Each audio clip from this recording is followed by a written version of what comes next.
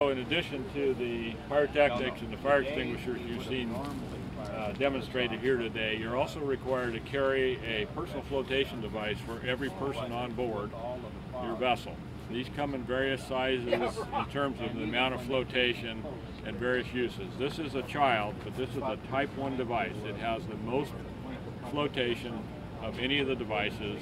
This is intended for rough water offshore conditions. Parallel to that, looking very similar, is the Type 2 device. This has less flotation than the Type 1, but will keep your head upright and out of the water. That's what it's intended to do. These are the ones you commonly see on board boats.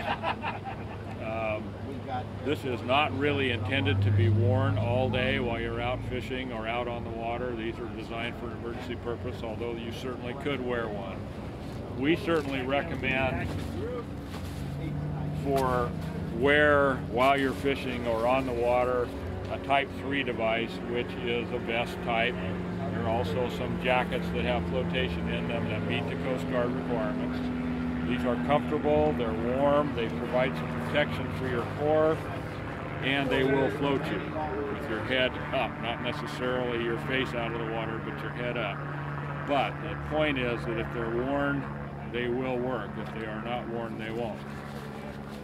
In addition to a wearable device on any vessel 16 feet and over, you must have on board a throwable device, either a seat cushion or a ring buoy. This is a U.S. Coast Guard approved seat cushion. This is designed to be thrown to a person in the water, and what they're intending to do with it is to grasp it through the strap, hold it to their chest, and it will float them. The idea is that you get this to the person in the water immediately to give them some flotation if they're not wearing a flotation device, and then you come back and maneuver.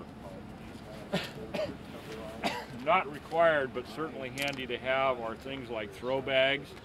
These are designed to be thrown to a person in the water. You attach the lanyard to your hand or around your wrist and then throw the bag, and out of that will deploy the rope.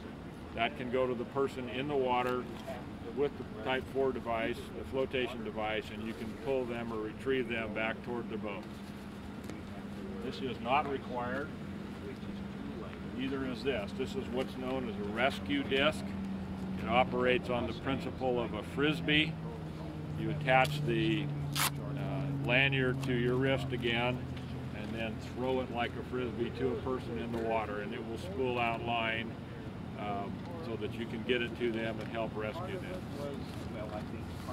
One of the biggest improvements in recent history has been the approval of inflatable devices. These are personal flotation devices that are intended to be worn. In fact, in order to be counted as your complement of safety equipment, they must be worn.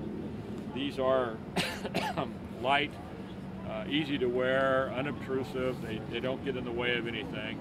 There are two types: the self-inflating that works on a hydrostatic release. When it gets wet, it goes off automatically, or the manual inflate. This happens to be a manual inflating device. The idea is if you get in the water, you immediately jerk this and inflate the device, which I'll do in a second. I will remind you that having this dangling while you're working around the boat invites it being snagged on something and an inadvertent inflation. So we recommend that you tuck it up inside and keep it out of the way. All right, if you're in the water and you have an emergency and you need to deploy it, jerk the lanyard and the device inflates. This has as much flotation as a Type 1 device. It also has a hand or a mouth inflator on it so that you can also inflate it and keep it inflated with your mouth. This will float you way up out of the water and keep the water off your face and keep you afloat until somebody has a chance to rescue you. These devices are reusable. After they've been inflated and deployed, you deflate them and you can buy another CO2 canister and the little plunger inside here called a recharge kit, and you can recharge them and have them ready in case they're needed again. Again, the advantage to these is they're light, they're comfortable, they're easy to wear, and they will be worn. And we strongly recommend these and the Type 3s for use on board boats. If you go on the ocean, certainly you should be thinking about having one of these on. In Oregon, kids that are 12 and under who are above the on decks and above the the berthing spaces must wear a personal flotation device. If you're interested in purchasing this type of equipment, you can purchase these mail order on the internet. You can buy these locally at Chetco Marine, at England Marine, and Crescent City, and several of the sporting goods stores handle the various types of personal flotation devices.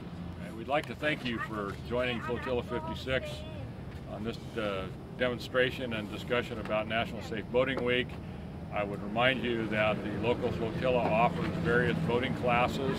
We have a short class which runs about 3 nights and is a basic introduction to various boating safety techniques and issues. We also have a much longer class called Boating Skills and Seamanship that runs for 6 weeks, 2 nights a week. It is a very in-depth discussion about all the aspects of safe boating, from navigation to required equipment to how to handle your boat, what type of boat is best for you, weather, communications, the whole gamut.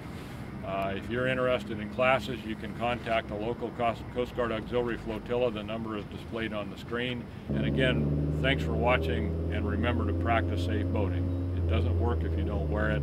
We're talking about your life and the lives of those that are responsible for trying to help you.